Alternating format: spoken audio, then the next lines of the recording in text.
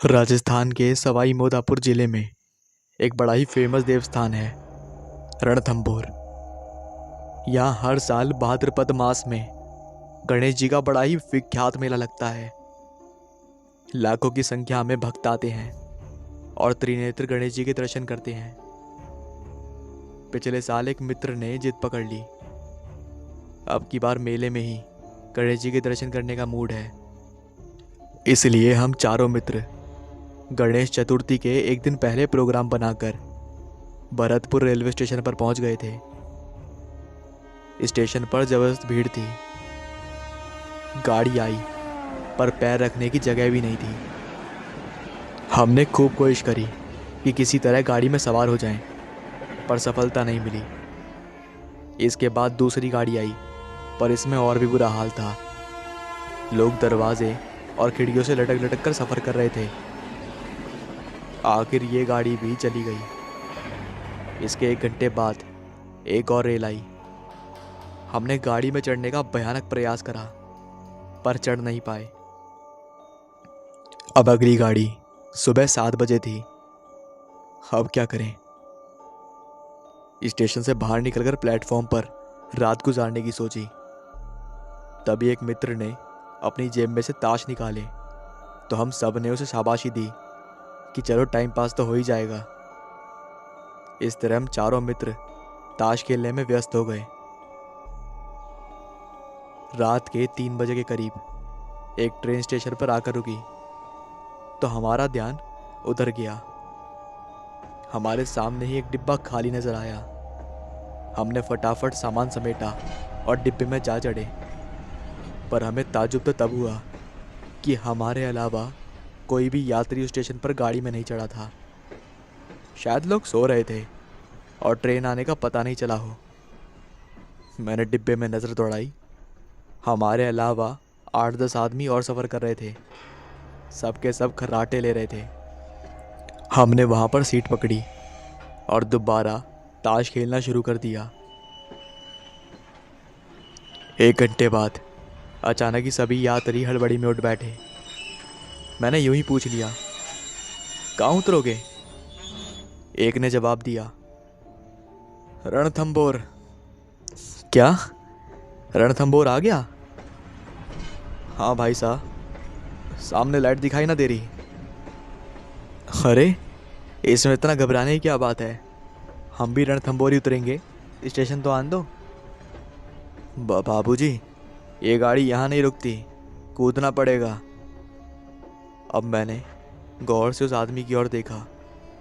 एकदम सफ़ेद मुर्दे जैसा चेहरा। अरे, चलती गाड़ी में से कूदने पर तो मर जाएंगे, एक मित्र बोला। और वैसे भी कहीं तो रुकेगी ये ट्रेन, वहीं जाकर रुक जाएंगे। भाई साहब, ये ट्रेन कहीं ना रुकेगी, हरदम चलती ही रहती है। हम तो सभी मुर्दे हैं, मुर्दे की ट्रेन है ये। इतना कहकर वो सभी चलती ट्रेन से नीचे कूद गए। उसकी बातें सुनकर हम सभी मित्रों के चेहरों से हवाएं उड़ने लगी।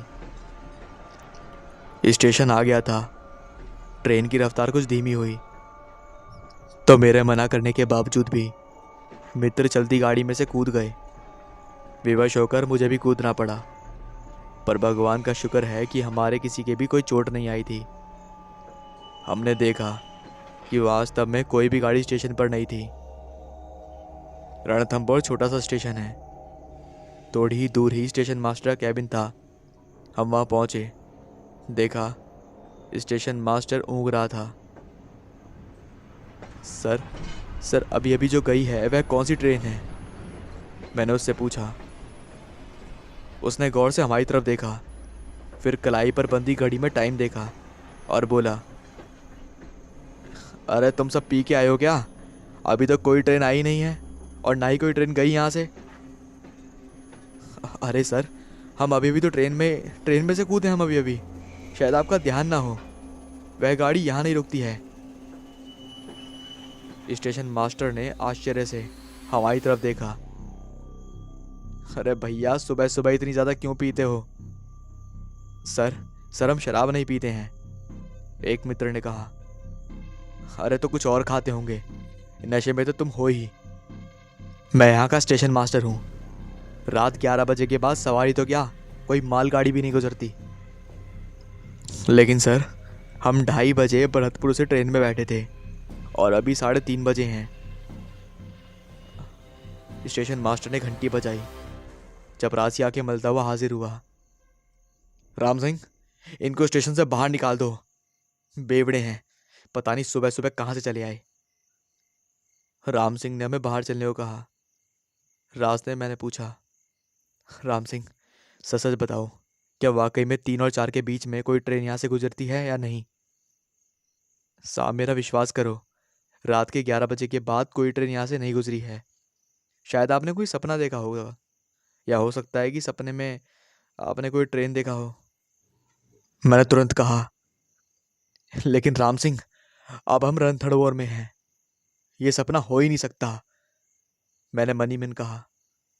जो यात्री हमसे पहले डिब्बे से कूदे थे, हमने उन्हें बहुत ढूंढा, पर एक भी नहीं मिला। अब ये स्वीकार करने के अलावा कोई चारा नहीं था कि हम भूतिया ट्रेन में बैठकर यहाँ तक आए थे। इसके बाद जाकर हमने गणेश जी के दर्शन किए और घर लौट आए। घर जाते जाते हमने रेलवे शेड्यूल को चेक करा, तो हमने उसमें देखा कि रात के 11 बजे से लेकर सुबह 7 बजे के बीच में कोई भी ट्रेन का समय नहीं था।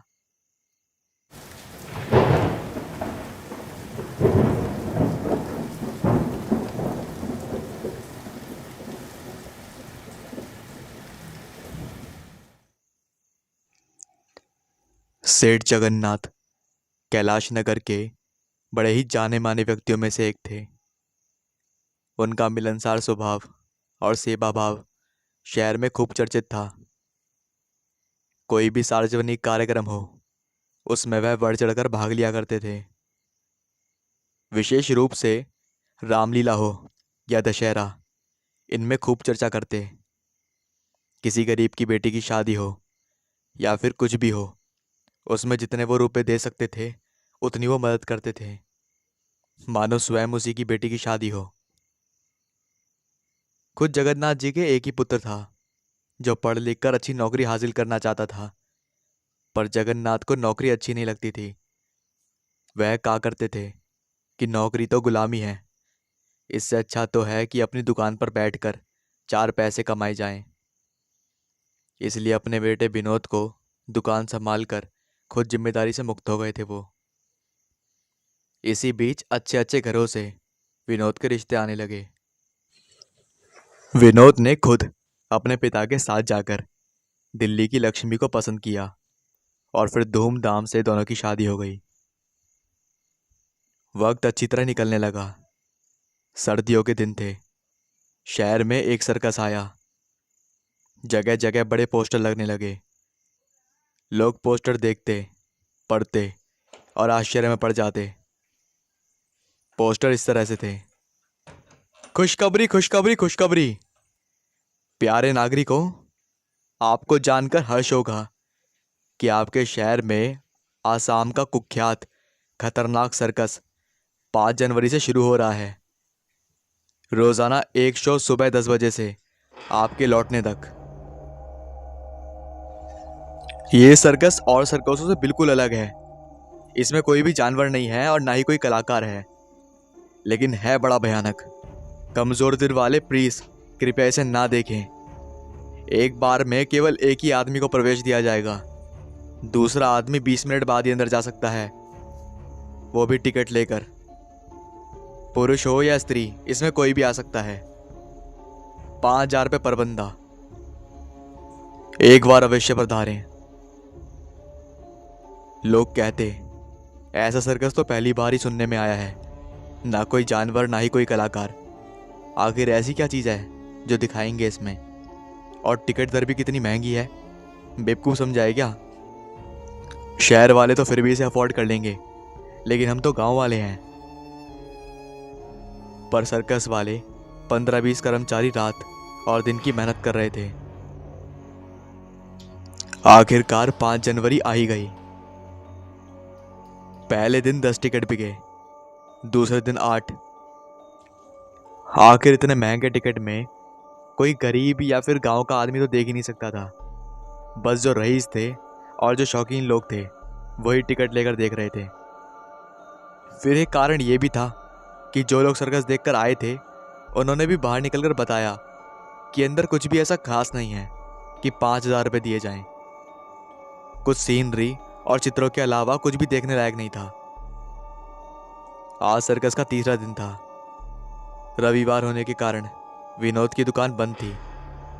उसके मन में भी सर्कस देखने का विचार आया, क्योंकि सर्कस में एक बार में एक ही व्यक्ति को प्रवेश दिया जाता था। इसीलिए उसने अपने किसी भी यार दोस्तों को साथ नहीं लिया। उसने सीधा टिकट खरीदकर अंदर प्रवेश किया। शुरू के हाल में ऐतिहासिक राजा महाराजाओं के चित्र थे। विनोद को इनमें कोई भी रुचि नहीं थी, इसलिए वो आगे बढ़ गया। थोड़ी दूर चलकर आगे एक जगह उपवन लिखा था। विनोद उसमें घुस गया। सचमुच में उपवन बहुत ही अच्छा था। उसके अंदर अनेक प्रकार के पेड़ पौधे लगे हुए थे, मानो बिल्कुल सच के हों। सेबों के फलों से लदे हुए पेड़, क्यारियों में खिली हुई केसर, पेड़ पर बैठी हुई कोयल, पक्षियों का मधुर कलवर। सत्य प्रतीत होने लगा था ये सब कुछ। ऐसा लग रहा था कि अभी वो छुएगा और कोयल उड़ जाएगी। विनोद मन में बहुत खुश होता हुआ बाग के अंतिम छोर पर पहुंच गया। वहां 2 रास्ते थे, एक पर नदी और दूसरे पर जंगल लिखा था। विनोद नदी वाले रास्ते में घुस गया। थोड़ी दूर जाकर देखा, सामने कलकल करती हुई नदी एकदम लहरों के साथ बह रही थी। वाह, क्या सचमुच ही पानी है या कोई कलाकारी? ये सोचते हुए वह आगे बढ़ा। सामने ही नदी में एक शेर चपर चपर पानी पी रहा था। देखने में शेर बिल्कुल असली लग रहा था। क्या सीन है! वाह, कमाल कर दिखाया सर्कस वालों ने। विनोद प्रशंसा करते हुए दौड़कर शेर के पास पहुंचा, पर दुर्भाग्य, शेर नकली नहीं असली था। अपने इतने करीब इंसान को देखकर शेर जोर से गुर्राया। पहले तो विनोद ने भी इसे सिर्फ सर्कस वालों की कलाकारी समझा, पर शेर ने जैसे ही झपट कर उसे पंजा मारा। शेर के पंजा मारते ही विनोद की चमड़ी के साथ उसकी शर्ट भी बाहर आ गई थी। विनोद को एहसास हुआ कि शेर असली है, और खतरे को एहसास करते ही विनोद तेजी से भागा और तेजी से बगीचे की ओर दौड़ा। शेर बड़े जोर से दहाड़ा। विनोद के हाथ पैर ढीले पड़ गए और वह पछाड़ खाकर जमीन पर गिर पड़ा, पर शीघ्र ही उसने अपने आप को संभाल लिया और खड़ा होकर फिर तेजी से दौड़ लगा दी। उसके दोनों फेफड़े धाड़ धाड़ कर रहे थे। वह जिंदगी में कभी भी इतनी तेज नहीं दौड़ा था। उसके पैर लड़खड़ा रहे थे। उसने दौड़ते दौड़ते एक बार पीछे पलट कर देखा। कुछ ही दूर पर शेर की लपकती जीभ और लाल लाल आंखें दिखाई दी। उसने ईश्वर को याद किया। सामने ही बगीचे का दरवाजा दिखाई दिया, तो फिर जीने की आस बंधी। वह जी जान लगाकर भागा और दरवाजे पर पहुंच गया, पर किस्मत शायद ज़्यादा खराब थी। दरवाज़ा बंद था और उस पर बाहर से मोटा तार लटक रहा था। शेर की दहाड़ बिल्कुल पास में सुनाई दी। उसने असहाय भाव से ताले की ओर देखा। जैसे ही उसने दाहिनी तरफ देखा तो जंगल वाला द्वार अभी भी खुला हुआ था। वह दौड़कर जंगल में घुस गया और भागता ही चला गया।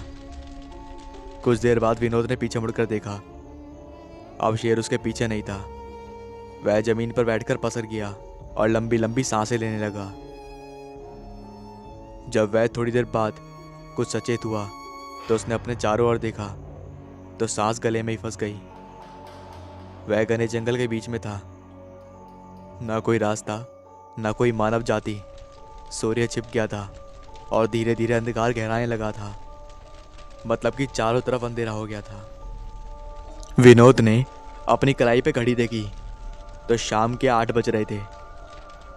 उसने अपने चारों ओर नजर दौड़ाई कि जंगल से बाहर निकल जाने का कोई मार्ग मिल जाए, पर सब तरफ घने पेड़ खड़े थे। वह किधर से आया था उस दिशा का ज्ञान भी नहीं रहा। अचानक एक लकड़बग्गा उसके सामने से गुजरा। विनोद घबरा कर पास में खड़े पेड़ पर चढ़ गया। उसने पेड़ पर से चारों तरफ नजर घुमाई। अंधेरा ही अंधेरा, कहीं भी प्रकाश नहीं दिखाई दिया। यानी आसपास कोई भी बस्ती या आबादी नहीं थी। अब सारी रात इसी जंगल में गुजारनी पड़ेगी, ये सोचकर ही उसके रोंगटे खड़े हो गए। रात अब गहराने लगी थी। चारों तरफ से जंगली जानवरों की आवाज़ सुनाई पड़ रही थी। अचानक उसकी नज़र सामने बढ़ी तो एक तेज चीख उसके मुंह से निकल गई। जिस डाल पर वह बैठा था उस पर एक चीता भी बैठा था, 5 फुट दूर। विनोद के हाथ से डाली छूट गई। वह डर कर नीचे गिरने वाला था कि उससे पहले चीता धप से नीचे कूद गया। विनोद की जान में जान आई। उसको ये एहसास हो गया था कि इस पेड़ पर भी वो सुरक्षित नहीं है। वह धीरे धीरे और ऊपर की डाल पर चढ़ गया। एक मजबूत और चौड़ी सी शाखा पर बैठकर उसने अपनी कमर पर बेल्ट खोलकर अपने को शाखा से बांध लिया, ताकि रात में झपकी आ जाए तो वह नीचे ना गिरे। वह बैठा बैठा सोचने लगा उस सर्कस के बारे में जिसने उसे ऐसी मुसीबत में फंसा दिया। फिर उसे याद आई अपनी पत्नी लक्ष्मी, जो अभी तक उसकी बाट में भूखी प्यासी बैठी थी। किसी तरह ये रात निकल जाती तो सुबह के उजाले में वह इस जंगल से बाहर निकल जाएगा। ये सोचकर वक्त गुजारने के लिए वह इधर उधर की बातें सोचने लगा। उसने माँ के बारे में सोचा, पिताजी के बारे में सोचा, यार दोस्तों के बारे में सोचा, यहाँ तक कि उस भिखारी के बारे में सोचा जो सुबह सुबह ही द्वार पर खड़े होकर टैंक लगाता। भाइयों बहनों, बाबा को भिक्षा दे दो। हरिओम। सुई के छेद में हाथ ही निकल गया। उसके होठों पर हल्की सी मुस्कान आ गई। उसने एक बार बाबा से पूछा, बाबा, सुई के छेद में हाथी कैसे निकल सकता है? बाबा ने मुस्कुराते हुए कहा था, समय आने पर बताऊंगा। तभी उसके ठीक सिर के ऊपर से किसी के रोने की आवाज आई। घबराकर उसने ऊपर की ओर देखा तो एक मोटा सा बड़ा सा उल्लू उसके ठीक ऊपर वाली डाल पर बैठा था। उसने हटट करके उल्लू को ललकारा तो वह तेज करकश आवाज में उड़कर वहां से चला गया। उसकी आवाज सुनते ही पास में से गीदड़ों का झुंड चिल्ला उठा। उसका कलेजा धक धक करके कांपने लगा। अभी कितनी रात बाकी है? उसने घड़ी देखी तो 12 बजने वाले थे। हे भगवान, जल्दी से दिन निकल आए, वह प्रार्थना करने लगा। पर घड़ी तो अपना नियमित समय से ही चलती है। तभी उसकी नजर दूर टिमटिमाती रोशनी पर पड़ी। वह गौर से देखने लगा। ऐसा लग रहा था मानो वह रोशनी धीरे धीरे उसकी तरफ ही बढ़ रही है। उसे खुशी हुई कि कोई तो है जंगल में जो उसकी मदद कर सकता है। अब तो वह मध्यम रोशनी बिल्कुल उसके पास आ गई थी और कुछ लोगों की बातचीत करने की आवाज़ भी सुनाई दे रही थी। उसने बेल्ट खोल दी और जल्दी जल्दी नीचे उतरने लगा। वह सबसे निचली डाल पर आ गया था। वे लोग भी उसी पेड़ के नीचे आकर रुक गए। 5-6 आदमी और इतनी ही औरतें थीं। वह एकदम डाल से कूदने को हुआ, पर वो ये सोचकर रुक गया कि अचानक इस प्रकार कूदने से कहीं ये लोग मुझे भूत ना समझ लें या जिन ना समझ लें। लेकिन उसके मन में एक चीज़ और चल रही थी कि आखिर कौन है ये लोग और रात में इस जंगल में क्या कर रहे हैं। उसने गौर से देखा तो उसके मुंह से चीख निकलते निकलते बची। उस मध्यम सी रोशनी में उसने देखा जो आदमी सबसे आगे चल रहा था उसके सिर के पीछे की ओर आंख थी और सिर के बीचों बीच एक लंबा सा सींग था। उन लोगों ने उसी पेड़ के नीचे चमड़े का एक फर्श सा बिछा रखा था और बैठकर आराम करने लगे थे। विनोद उसी डाल पर बैठा पत्तों में छिपने की कोशिश करने लगा।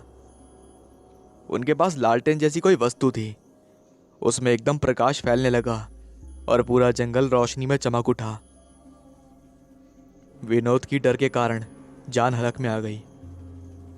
वहाँ बैठे हुए सभी स्त्री पुरुष भयंकर शक्ल सूरत के थे। उनके बड़े बड़े दांत बाहर की ओर निकल रहे थे। किसी का होठ नहीं था तो किसी के नाक नहीं थे। ये लोग कोई भी हों, पर मनुष्य तो बिल्कुल नहीं थे। उन्होंने अपने सामान में एक बड़ा सा भगोना निकाला, इधर उधर से लकड़ी बीन कर आग जलाई और पानी उबालने के लिए रख दिया। विनोद उनके कामों को ध्यान से देख रहा था। जब पानी उबलने लगा तो एक व्यक्ति ने झोले में से 2 जिंदा खरगोश निकाले और पानी में डाल दिया। इसके बाद एक हिरण का बच्चा निकाला और उसे भी खोलते हुए पानी में डाल दिया। कुछ देर बाद जब भगोने का पानी सूप जैसा हो गया, फिर उसमें से निकाल निकाल कर मिट्टी के बर्तनों में पानी पीने लगे। अचानक एक व्यक्ति की नज़र विनोद पर पड़ गई। उसने सींग वाले व्यक्ति को इशारा किया। शायद वह सबका सरदार था। सरदार ने ऊपर देखा और अपना हाथ बढ़ाया। ऊंट की गर्दन की तरह उसका हाथ लंबा होता चला गया। उसने विनोद की गर्दन पकड़ ली। जैसे कोई बच्चा खिलौने से खेलता है, वैसे ही उसने विनोद को ऊपर उठाया और अपने मुंह के सामने लाकर कुछ पूछा। पर विनोद उसकी बोली समझ नहीं पाया। उसके साथ ही हंसने लगे। इसके बाद उन्होंने विनोद को एक बड़े थैले में डाल दिया। सरदार ने थैला उठाया और ना जाने किधर की ओर चल दिए। वे पूरी रात चलते रहे। सुबह जब उन्होंने विनोद को थैले से निकाला तो उसने देखा वह एक गुफा के अंदर था। उस गुफा में ही उन लोगों के घर थे। उसमें सैकड़ों लोग रहते थे। विनोद ने देखा, वैसे तो ये सब मनुष्य जैसे थे, मतलब कि सारे के सारे आदमी जैसे थे, पर उनके शरीर के अंगों में जबरदस्त विकार थे। जैसे नाक किसी के थी, किसी के नहीं थी, किसी के केवल छेद थे। दांत सभी के लंबे और बाहर की ओर निकले हुए थे। कुल मिलाकर किसी न किसी अंग में मनुष्य से भिन्नता थी, पर ताकत मनुष्य से कहीं ज्यादा थी। विनोद की देखभाल एक कम उम्र की महिला कर रही थी।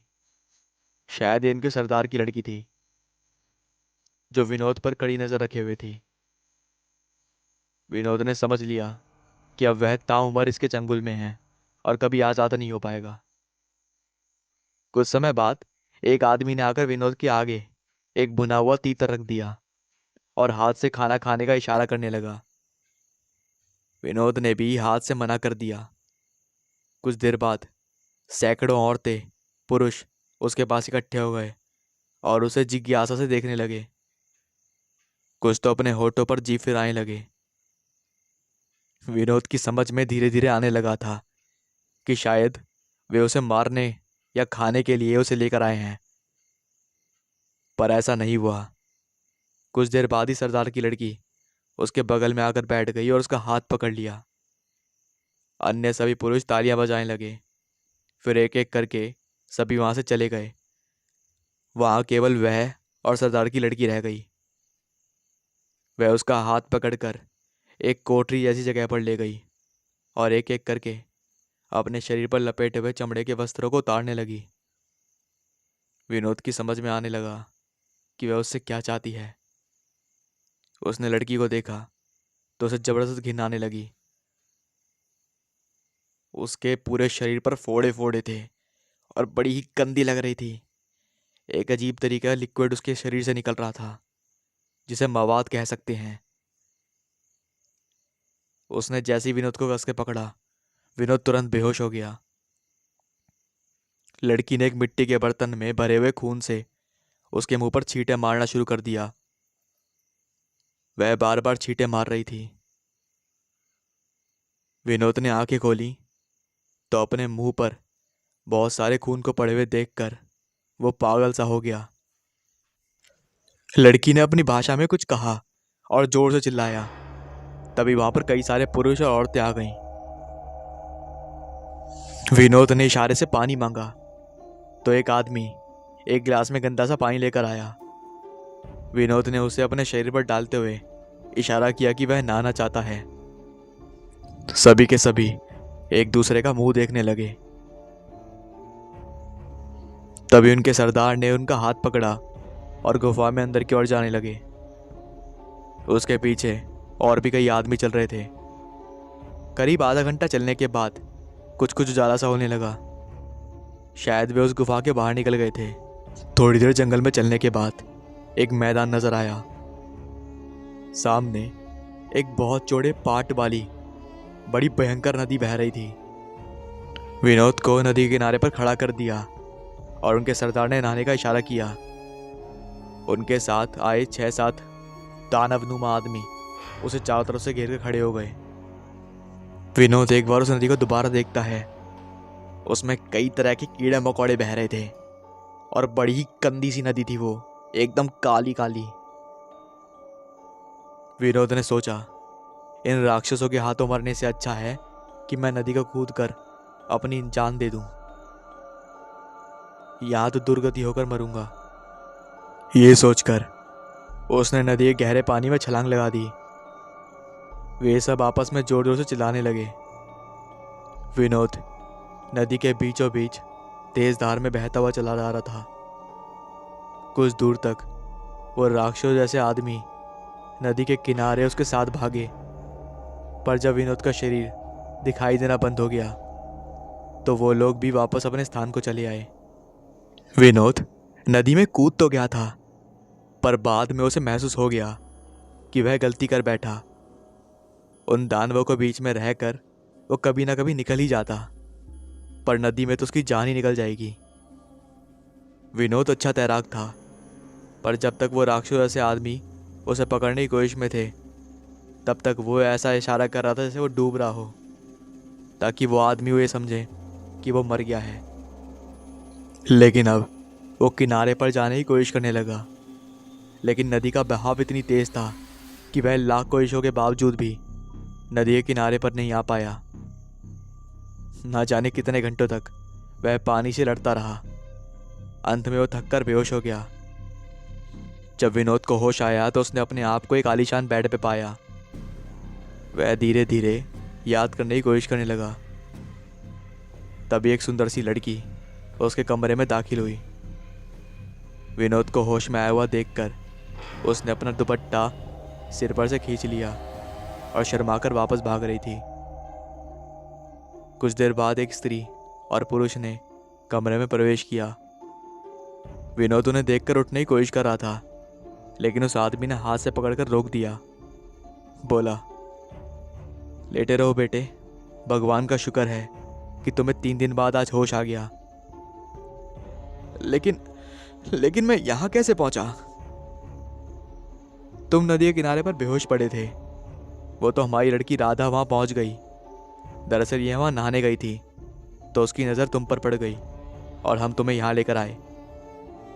उस औरत ने प्यार से उसके सिर पर हाथ फेरते हुए कहा। लेकिन आप लोग हैं कौन और ये जगह कौन सी है? विनोद ने पूछा। देखिए, आप चाहे कोई भी हो, लेकिन मुझे इस वक्त अपने घर जाना है। बेटा, इसे अब अपना ही घर समझो, हमारे बाद ये तुम्हारा ही तो है, उस आदमी ने कहा।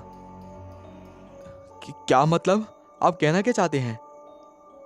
बेटा, बात यह है कि राधा ने तुम्हें पसंद कर लिया, लेकिन मैं शादीशुदा हूं और मेरी सुंदर सी पत्नी और माँ बाप हैं। मैं शादी कैसे कर सकता हूं? कोई हर्ज नहीं बेटा, हम उन्हें भी यहां बुलवा लेंगे, लेकिन वे रहते कहाँ हैं? मैंने कहा ना कि मैं शादी नहीं कर सकता। और आप क्यों गले पड़ रहे हो मेरे? ये शादी तो करनी ही पड़ेगी बेटा, तुम यहाँ का कानून नहीं जानते, वह व्यक्ति बोला।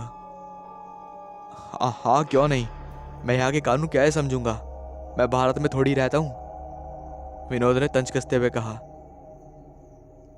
भारत? ये भारत कहाँ है भाई? उस व्यक्ति ने कुछ सोचते हुए कहा।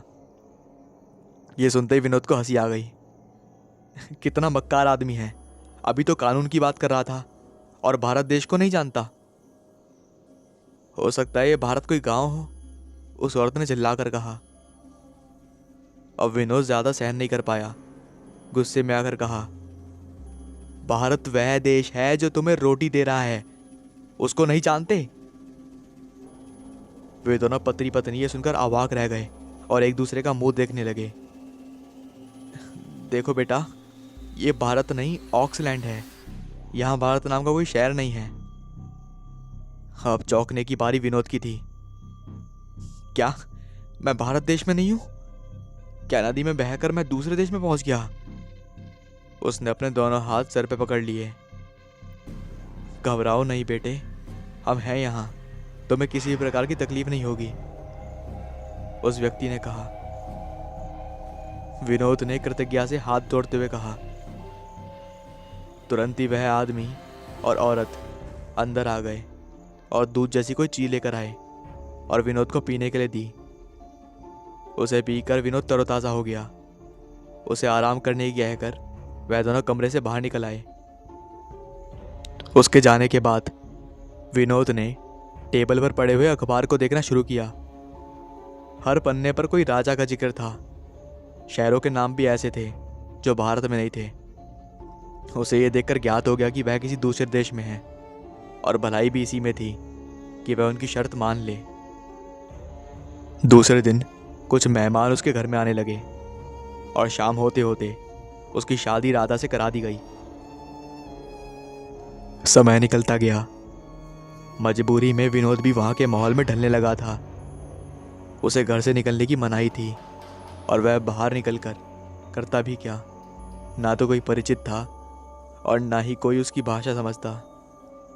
पता नहीं राधा और उसके घर वाले उसी की भाषा में बात करते।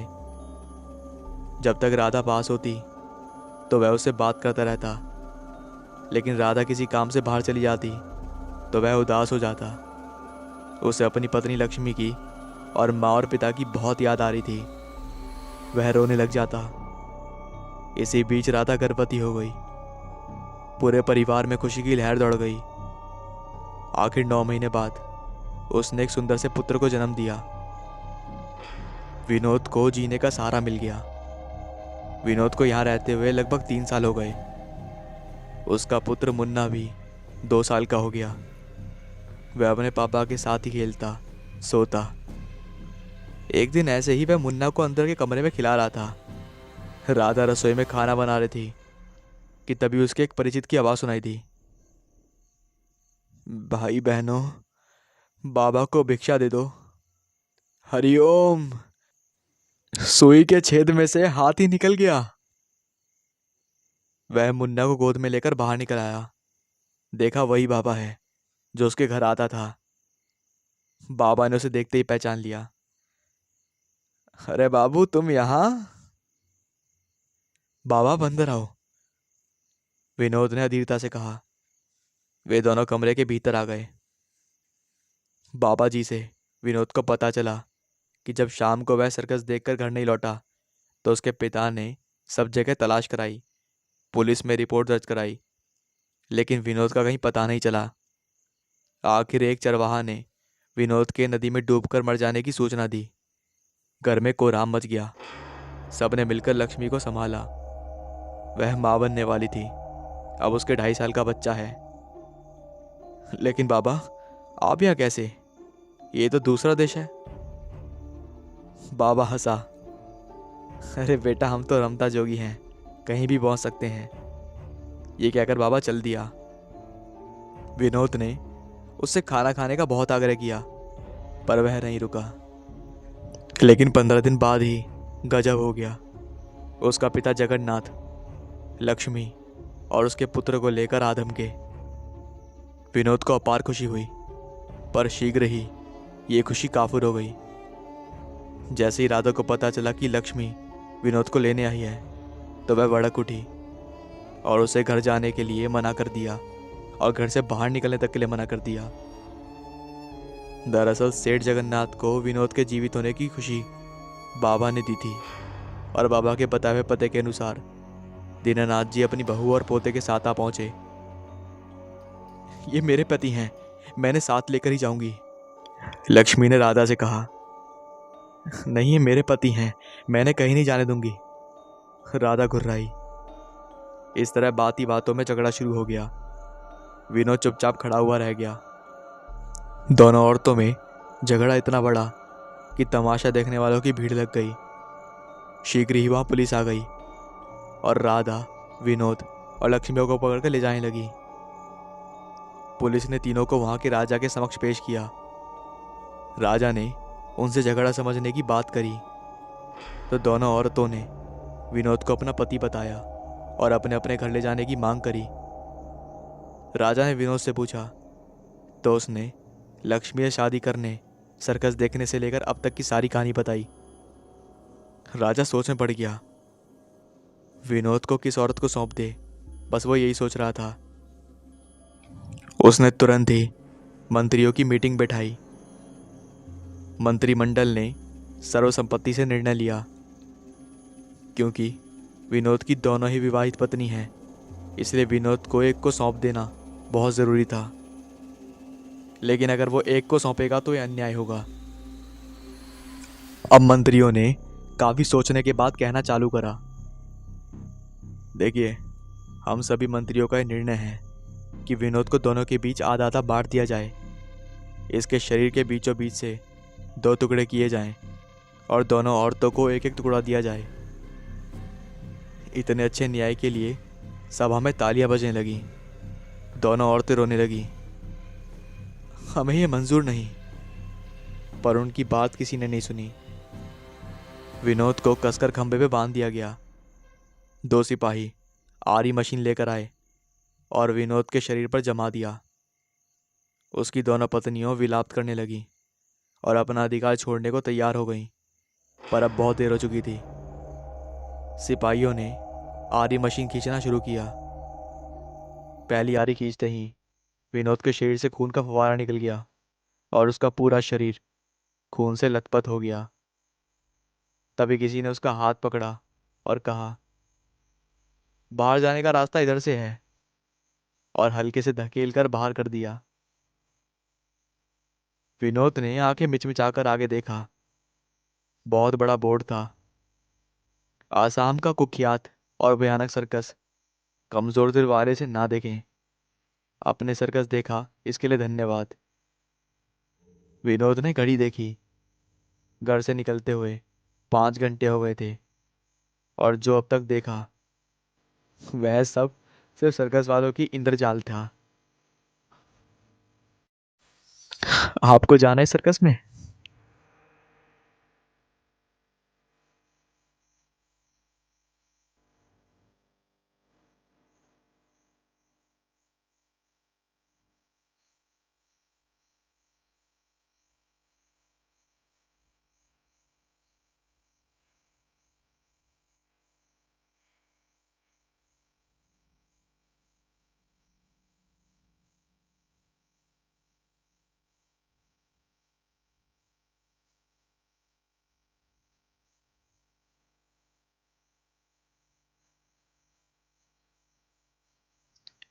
ए रुक जाओ, रुक जाओ, वरना गोली मार दूंगा। मैंने उस आदमी की तरफ गोली का निशाना लगाते हुए कहा। उस आदमी के हाथ में एक कुल्हाड़ी थी और नीचे बैठी एक जवान और खूबसूरत औरत सर नीचे किए बैठी हुई थी। बाल हवा में लहरा रहे थे। बारिश भी खूब हो रही थी। बालों से पानी भी बहकर नीचे टपक रहा था। उसका कुल्हाड़ी का निशाना सीधा उसकी गर्दन पर था। वह आदमी लंबी मूंछों वाला, हरा भरा चेहरा, सेहत से काफ़ी अट्टा कट्टा था। आंखें गुस्से से लाल थीं। उसका हाथ हवा में लहराया हुआ उसकी गर्दन काटने के लिए था, और उधर से फायर हुआ और वह आदमी दूर जा पड़ा। गोली सीधी उसके दिल के पार हो गई थी। मैंने उस लड़की को पुकारा, आपका नाम क्या है और वो आदमी कौन था जो आपको मारना चाहता था? उसके चेहरे पर एक भिन्न सी मुस्कान थी। उसने अपना नाम नहीं बताया और मुस्कुराकर चल पड़ी। उसने अपने तन पे काली साड़ी पहन रखी थी जो उस पर बहुत सुंदर लग रही थी। इतनी सुंदर कि ऐसे सुनसान जंगल में किसी का भी मन मोह ले। वह मेरे साथ साथ चलने लगी। लंबी पतली कमर, आंखों में जैसे कोई राज छिपा हो। दूसरा आंखें इतनी नशीली थी कि मैं उसे देख भी नहीं पा रहा था। मेरा नाम राज सिंह है और मैंने अभी अभी यहाँ एक फार्म हाउस खरीदा जो मुझे काफ़ी सस्ते दामों में मिल गया।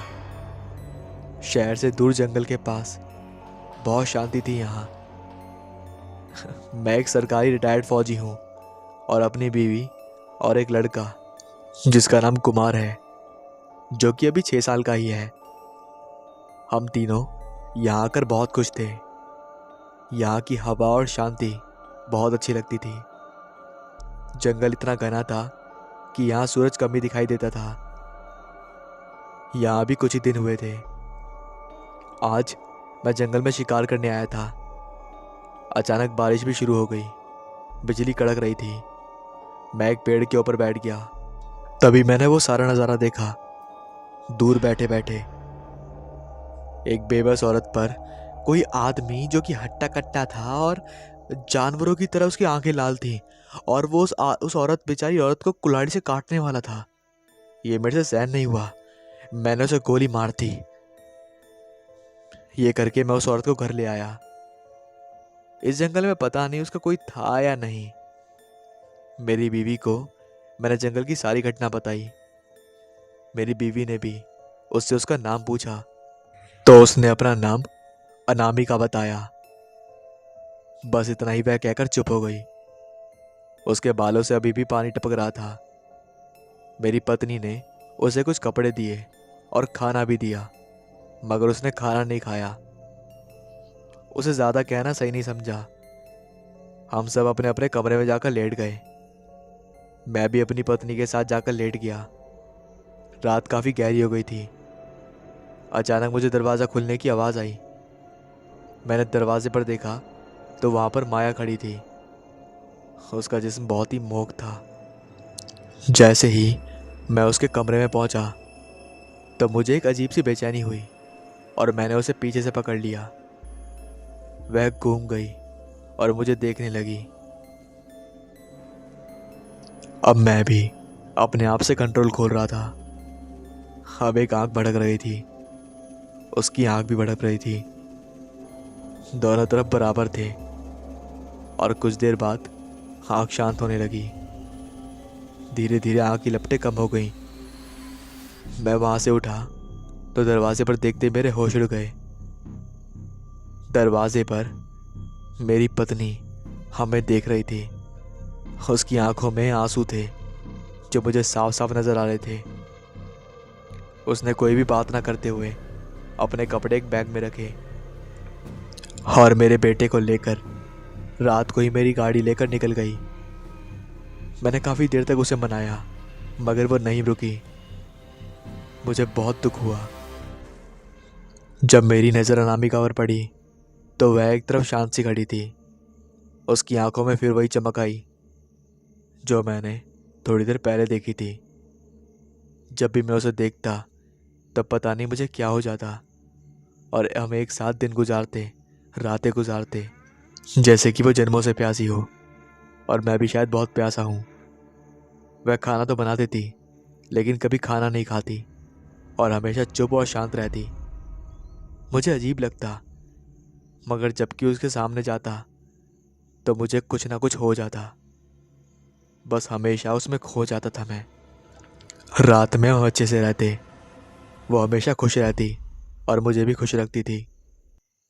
हम साथ सोते, मगर कई बार जब रात को मेरी आंखें खुलती तो वह बिस्तर पे नहीं मिलती। मैं वॉशरूम की सोचकर फिर सो जाता और जब सुबह मेरी आंखें खुलती तो वह घर में सफाई करती हुई मिलती। एक रात दरवाज़ा खटकने की आवाज़ ही आई और बहुत ज़ोर ज़ोर से मेरा दरवाज़ा बज रहा था। मैंने दरवाज़ा खोला तो कुछ आदमी बाहर कुल्हाड़ी डंडे लिए हुए खड़े हुए थे। मैंने पूछा, क्या बात है भाई? उसमें से एक आदमी बोला, भाई साहब, हम पास ही के गांव में रहते हैं। आज हमारे गांव से 2 बच्चे लापता हुए हैं। हमने सोचा कि कहीं जंगल में भटकते भटकते यहाँ तो नहीं आ गए। उन्होंने मुझे उन बच्चों की फ़ोटो दिखाते हुए कहा। मैंने फ़ोटो को ध्यान से देखा और उन्हें मना कर दिया। वह मुंह बनाते हुए वहाँ से चले गए। मुझे अनामिका भी कहीं नज़र नहीं आ रही थी। मेरे फार्म हाउस में एक दरवाज़ा तहखाने की तरफ जाता था। मैंने जब भी वहाँ जाता तो अनामिका सामने आ जाती और मैं वहाँ जाना छोड़ देता। आज भी कुछ मुझे लगा जैसे वहाँ से कोई आवाज़ें आ रही हों। मैंने धीरे से पेड़ियों से धीरे धीरे नीचे उतरने लगा। वह दरवाज़ा जैसे ही मैंने खोला तो बहुत ही गंदी बदबू मेरी नाक से टकराई। मैंने कपड़ा निकाला और अपने मुंह पर कपड़ा लगाकर मैं धीरे धीरे नीचे जाने लगा। नीचे का दरवाज़ा खुला था। मैंने बगैर आवाज़ किए नीचे गया और जब वहाँ देखा तो मेरी आंखें फटी की फटी रह गईं। बहुत तेज़ तेज़ चबाने की आवाज़ें आ रही थी। आंखों पर जैसे मुझे विश्वास नहीं हो रहा था। दो बच्चे उसके पास पड़े हुए थे।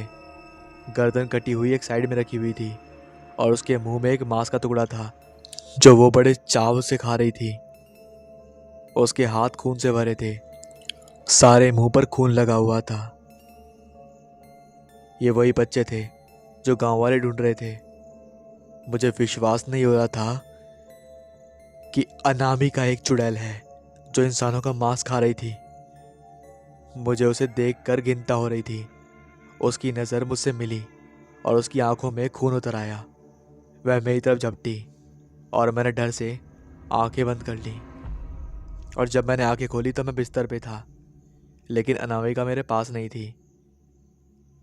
तो क्या ये सपना था या हकीकत? मैंने कपड़े पहने और इधर उधर देखा, मगर वहाँ कोई नहीं था। मैं फिर से बेसमेंट की तरफ चल पड़ा। मेरे दिल जोर जोर से धड़क रहा था। मैंने खुदा से प्रार्थना करने लगा कि ये सब झूठ हो। एक एक कदम मेरे दिल की धड़कन को बढ़ा रहा था। दिल की धड़कन मुझे साफ साफ सुनाई दे रही थी। पैर बेसमेंट की तरफ बढ़ रहे थे। नीचे देखा, दरवाज़ा अभी भी बंद था। मैंने दरवाजे पर हाथ लगाया। दरवाज़ा चर की आवाज़ से खुला। तभी मेरी नाक से फिर एक गंदी सी बदबू टकराई। मैंने अपनी जेब से एक रुमाल निकाला और अपनी नाक पर लपेट लिया। धड़कन इतनी बढ़ रही थी कि अभी लिखते वक्त भी बढ़ रही है। बेसमेंट में अंधेरा था। मैंने बिजली के बोर्ड में से लाइट का बटन ऑन किया तो सचमुच धड़कन बढ़ा देने वाला दृश्य मेरी आंखों के सामने था। वहाँ हड्डियों का मानव कंकाल का ढेर लगा था। कुछ कंकाल पर खून और मांस सूख चुका था जो काफी दिन पुराने लग रहे थे, और कुछ शायद रात के खाए हुए थे। मुझे अनामिका से नफरत आने लगी। अब मैं पूरी तरह से समझ गया था कि वह खाना क्यों नहीं खाती थी, और शायद वह आदमी इसलिए मार रहा था जिसे मैंने गोली मारी थी। अब सब कुछ साफ हो चुका था। वह कोई और नहीं बल्कि एक मांस खाने वाली चुड़ैल है, चुड़ैल। मैंने वहां से निकलना ही मुनासिब समझा। मैं जल्दी से गेट की तरफ लपका, लेकिन सामने अनामिका खड़ी थी। उसके चेहरे पर अभी भी मुस्कान थी, वही मुस्कान जो उस समय थी जब मैंने उस आदमी को मारा था। लेकिन मुझे उसके चेहरे से नफरत हो गई थी। मैंने उसकी आंखों में देखा और दरवाजे के पास एक कुल्हाड़ी रखी देखी जिससे वह खुद बच्चों की गर्दन काटती थी। मैंने अपने हाथ में वह कुल्हाड़ी उठाई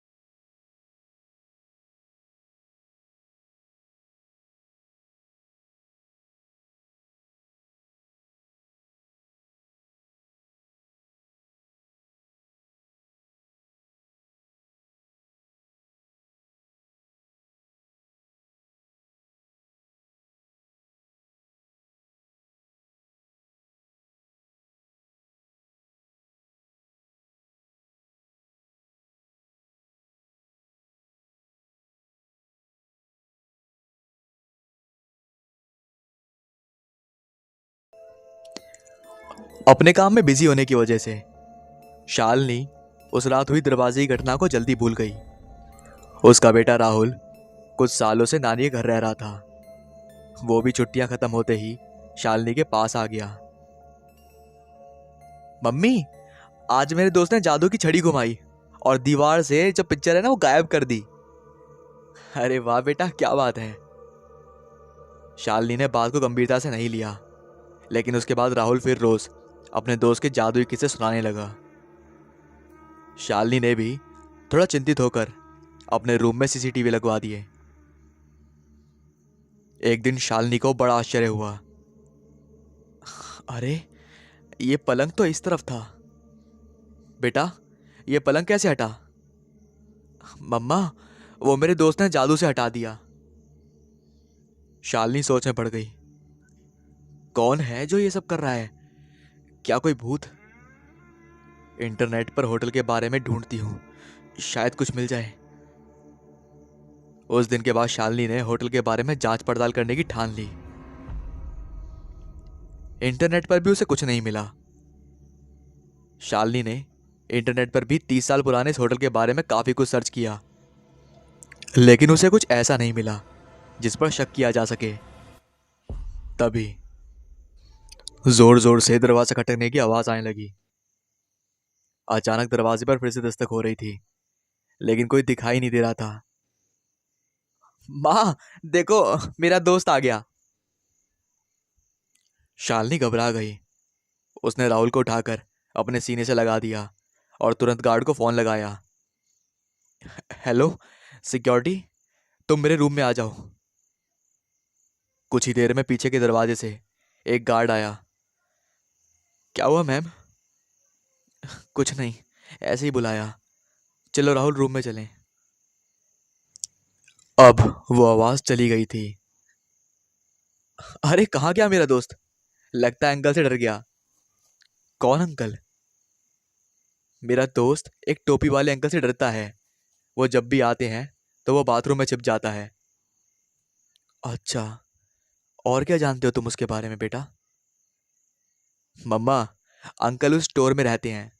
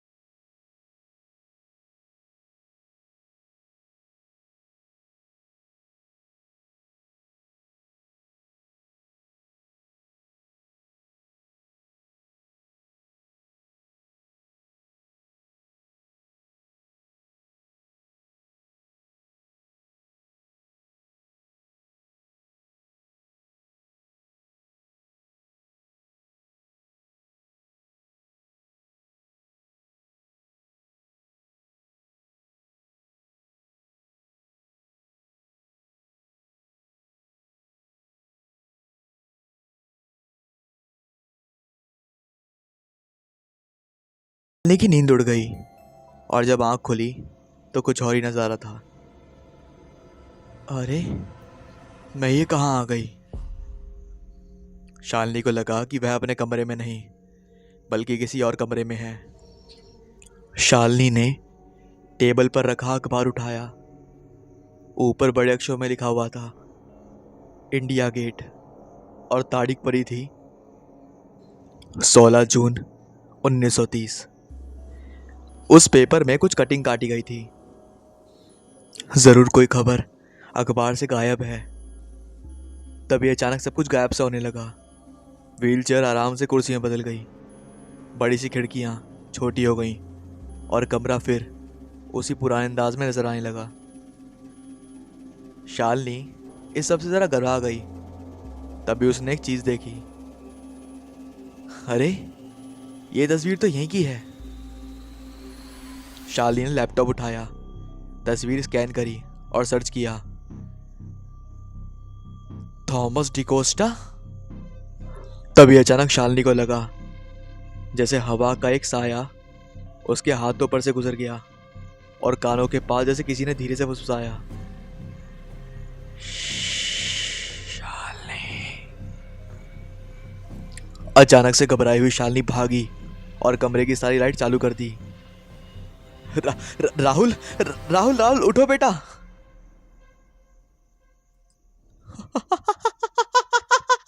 थॉमस डिकोस्टा।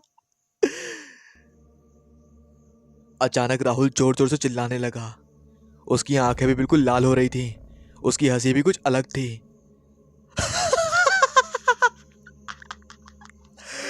मैं हूं थॉमस डिकोस्टा।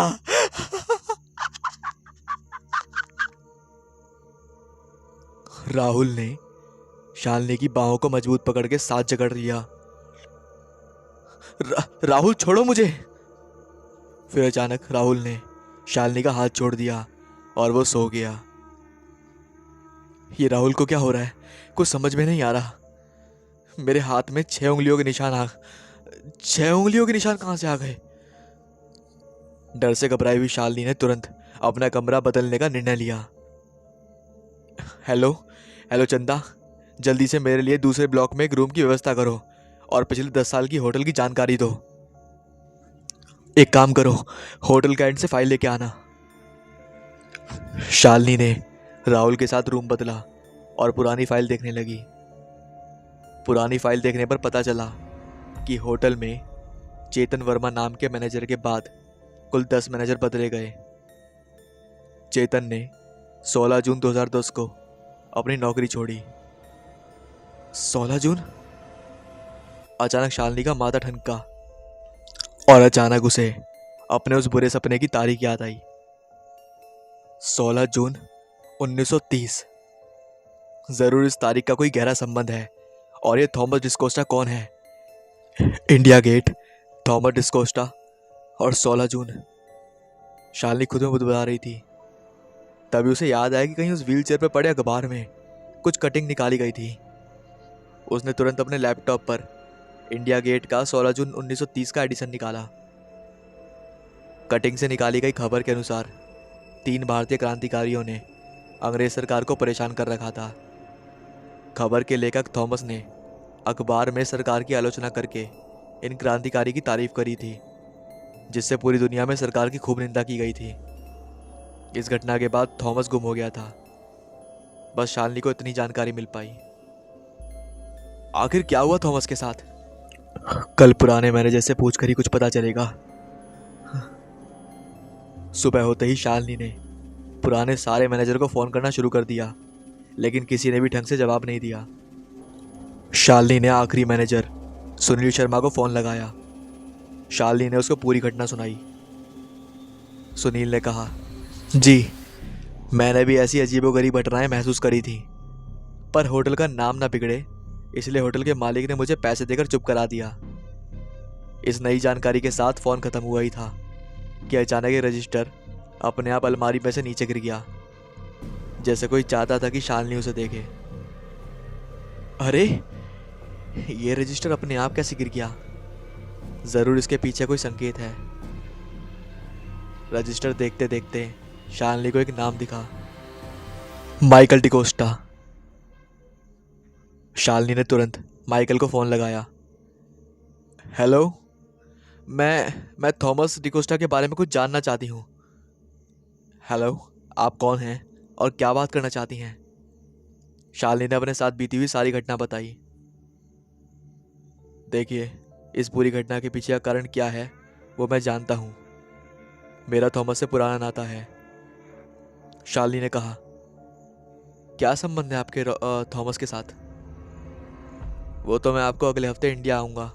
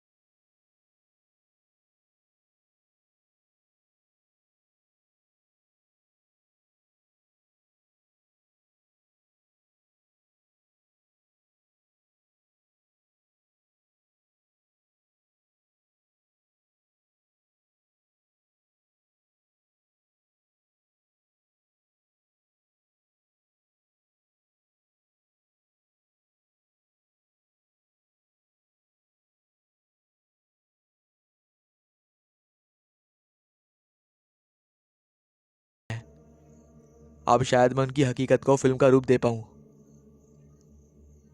सारे रहस्य से पर्दा उठ चुका था। दोनों ने कुछ देर बात करके एक दूसरे से विदाई ली। शालिनी जब अपने रूम में पहुंची, माँ देखो, मेरे दोस्त ने क्या जादू किया। उसने आईने में लिखा था, गॉड ब्लेस यू। अपने साथ घटा हुआ अन्याय अब दुनिया के सामने लाने के बाद थॉमस डिकोस्टा ने वो रूम छोड़ दिया था और लिखा था, गॉड ब्लेस यू।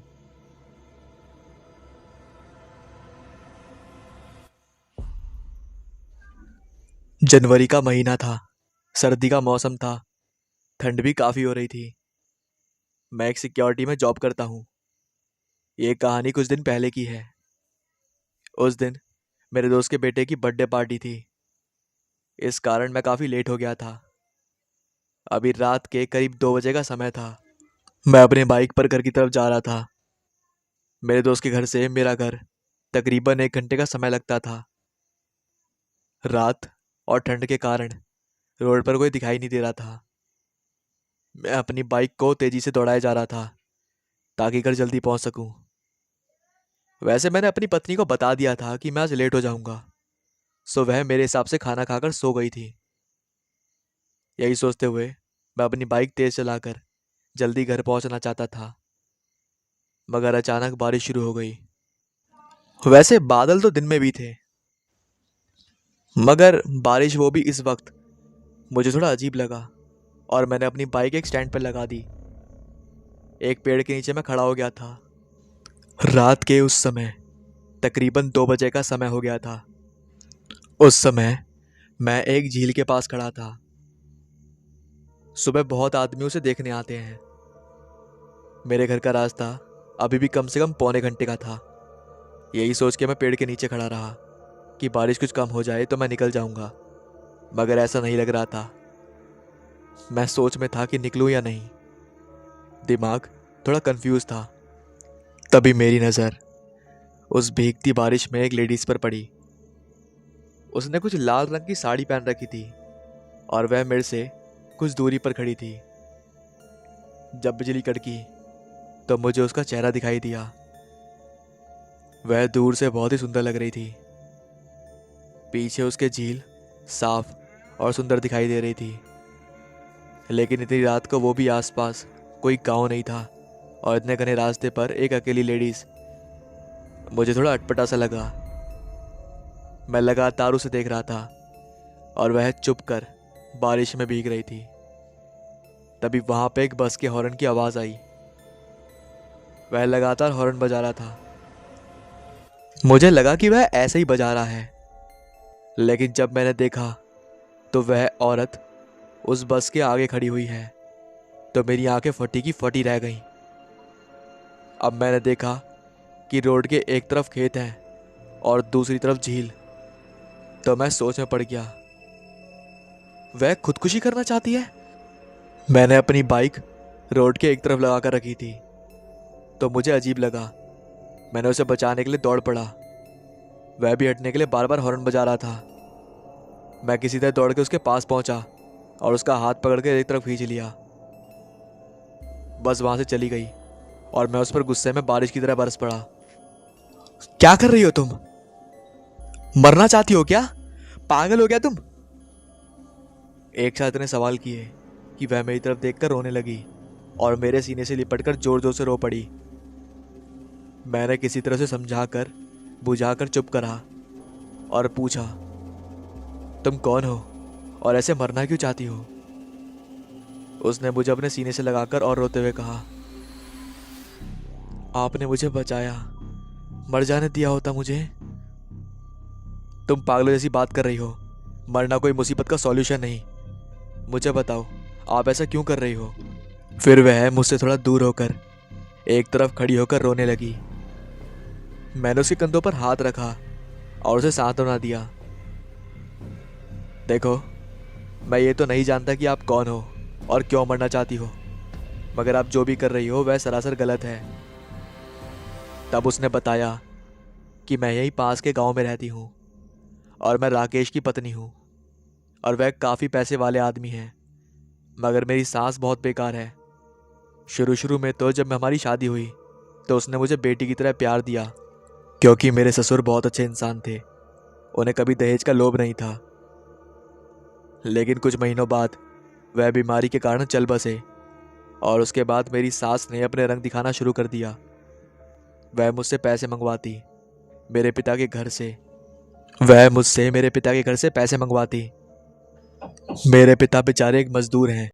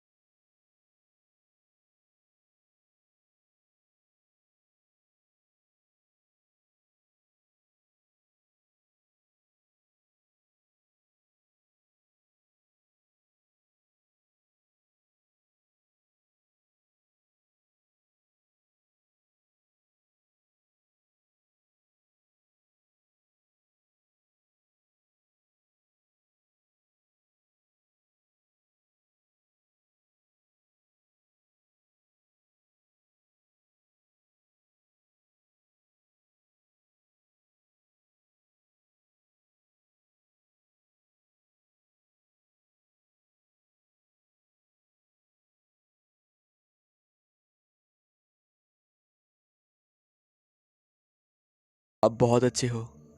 मैं आपसे प्यार करने लगी हूँ। क्या आप मुझसे शादी करोगे? मैं उसकी शादी की बात सुनकर आश्चर्यचकित हो गया। अरे नहीं, नहीं, मैं आपसे शादी नहीं कर सकता।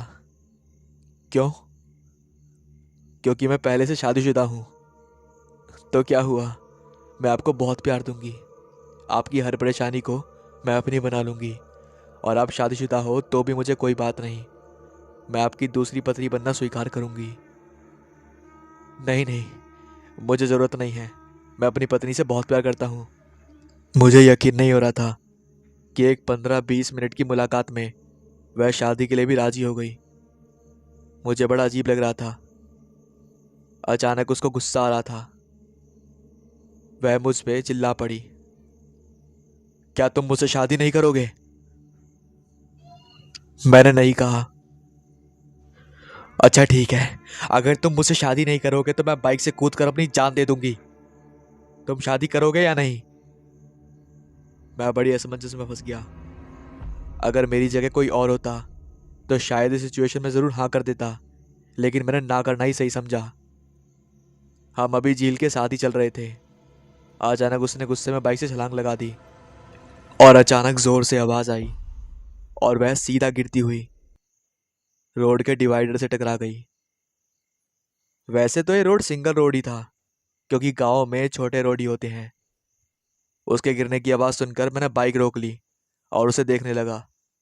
मैं बाइक से नीचे उतरकर उसकी तरफ दौड़ कर गया। उसे देख लग रहा था कि वह मर चुकी है। उसके सर से खून बह रहा था। वह जल्दी में मैंने उसके हाथ पकड़कर देखा तो वह मर चुकी थी। उसका सर फट गया था। हाथ पैर पर भी काफी चोट आई थी।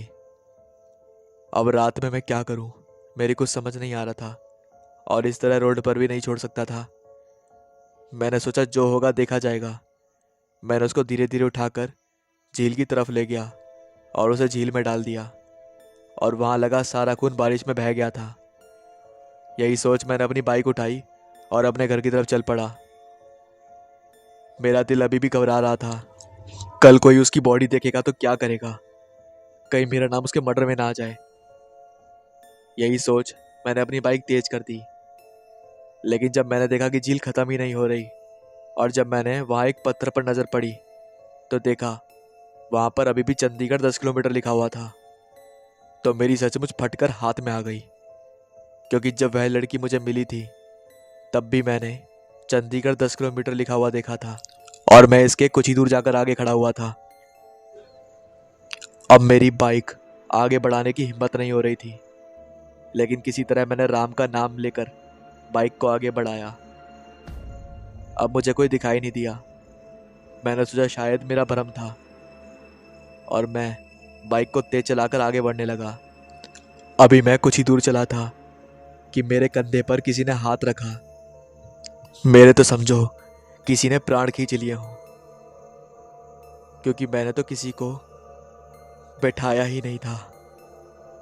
मैंने किसी तरह अपने बाइक के शीशे में नजर दौड़ाई तो वहां लेडीज थी जिसको मैंने अभी ठिकाने लगाया था। असल में मैं कभी पहले उस रोड पर गया ही नहीं था, क्योंकि मेरा कोई काम कभी अपने दोस्त के घर पड़ा ही नहीं था। हम तो ऑफिस में मिल लेते थे, लेकिन रात को उसने मुझे आने से मना भी किया था, लेकिन मैं नहीं माना। लेकिन जब मेरी उस शीशे पे नजर पड़ी तो उसका वही चेहरा जो मेरी बाइक से गिरकर हुआ था, वही उसी चेहरे में पीछे बैठी हुई थी। ये देखकर मेरी आंखें फटी की फटी रह गईं। उसका खून से भयानक चेहरा लग रहा था। चेहरे का भी आधा मांस लटक रहा था। उसके लंबे चुड़ैल जैसे दांत, उसके बिखरे बाल, वह मुझे घूर रही थी। वह एक चुड़ैल थी। अचानक उसे ऐसे देखकर मेरे बाइक का एक्सीलेटर तेज हो गया और मेरी बाइक एक पत्थर पर लगकर बारिश में स्लिप हो गई। मैं रोड पर काफी तेज गिरा। मैंने किसी तरह अपने आप को संभाला और मेरी उस पर नजर पड़ी तो वह अभी भी धरती से कम 3 फीट ऊपर खड़ी थी।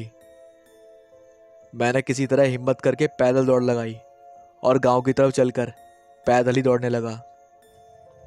वह भी मेरे पीछे पीछे थी। कुछ दूरी दौड़ा था मैं कि अचानक मुझे एक टूटा हुआ सा घर दिखाई दिया, जिसमें अभी कोई दिया जल रहा था, जिसके कारण हल्की हल्की रोशनी भी थी। मैं ये देखकर उसी तरफ दौड़ लगाया और दौड़कर उसके दरवाजे को खटखटाने लगा। खोलो कोई, खोलो कोई, प्लीज प्लीज खोलो कोई। वह अभी भी लगातार मेरी तरफ बढ़ रही थी। मैं दरवाजे को लगातार पीटा जा रहा था। खोलो, खोलो प्लीज, खोलो जल्दी। बारिश में भी मेरे पसीने छूट रहे थे। मैं पूरा गीला था। मेरा डर बढ़ता ही जा रहा था। मैं लगातार दरवाजे को पीटा जा रहा था। तभी दरवाज़ा एक बुजुर्ग से आदमी ने खोला। उसके चेहरे पर काफ़ी जोरियाँ थी। कुछ सफ़ेद मेले से कपड़े पहने हुए थे और सिर पर कुछ कपड़ा लपेटे हुए उसने दरवाज़ा खोला और पूछा, कौन है भाई?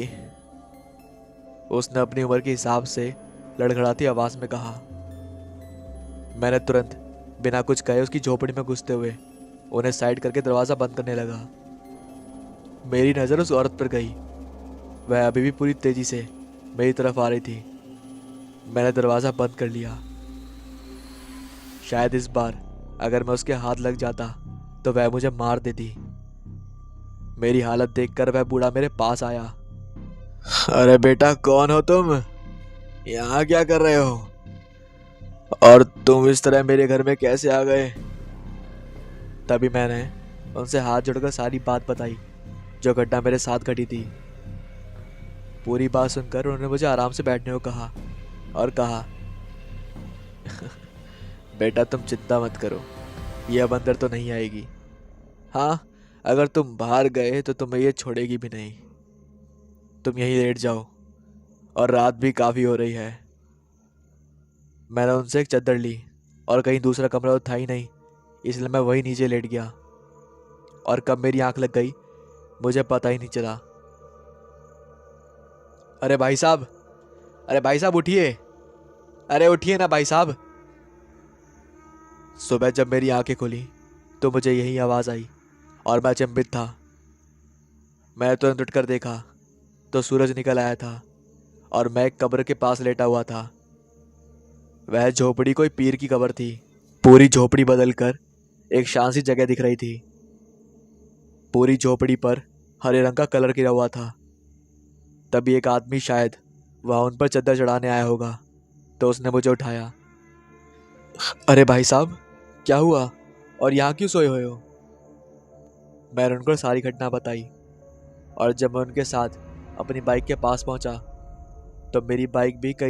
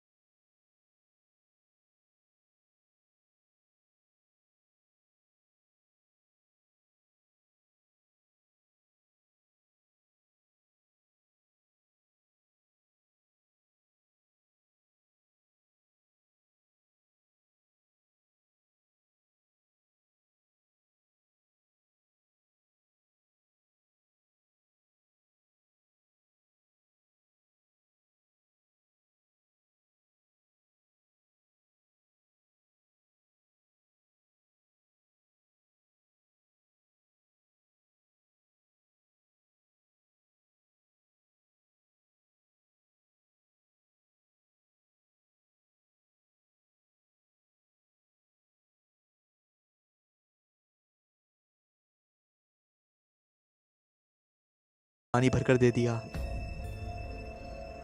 सुनील एक ही सांस में सारा पानी कटक गया और अपना सिर तान्या की बाहों में रखकर बैठ गया। तान्या बड़े प्यार से उसके सर पर हाथ फेर रही थी और उसे बता रही थी कि चिंता मत करो, सब कुछ ठीक हो जाएगा। वैसे भी घर वाले हमारे जीवन का हिस्सा होते हैं। सुनील तान्या की बातें सुनते सुनते उसकी गोद में ही सो गया। आज हुआ क्यों यूं था कि सुनील ने इस महीने अपने घर वालों से 10,000 रुपये किराए के लिए मांगे थे, और वे 3 भाई बहन होने के कारण और उसके पापा के छोटी सी प्राइवेट नौकरी करने के कारण, जिससे कि शायद उनका गुजारा भी बड़ी मुश्किल से होता था। वो सुनील पर भड़क गए क्योंकि सुनील ने बहुत ज़्यादा रकम मांगी थी उनसे, और इस पर उनको काफ़ी गुस्सा आ गया और उन्होंने काफ़ी कुछ सुना दिया। सुनील, जो कि बॉम्बे शहर के नामी विश्वविद्यालय में पढ़ रहा है और एक किराएदार के रूप में रह रहा है, दिखने में काफ़ी स्मार्ट, हैंडसम और मासूम से चेहरे वाला, जिसका हर किसी के दिल पे छाना तो आम बात है, पर तान्या से मिलने के बाद वही उसकी एकमात्र मंजिल है। कभी कोई दिक्कत होती या परेशान होता तो सीधा तान्या के पास चला जाता था। तान्या, जो कि एक अच्छे खानदानी घर से है और वो भी उस बड़े से शहर में अकेली ही रहती है।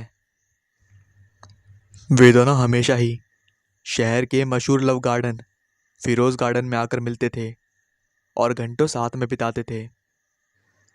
जब वो तान्या से मिलता तो दोनों एक दूसरे के साथ बहुत मस्ती करते और वहां पर प्रकृति का मजा लेते। आखिरकार एक लड़का और लड़की कब तक अपने जीवन काल में एक अच्छे फ्रेंड्स या मित्र की तरह रह सकते थे। और हुआ यही कि एक दिन रघु ने तान्या को प्रपोज कर दिया और तान्या ने भी उसको ना नहीं करा।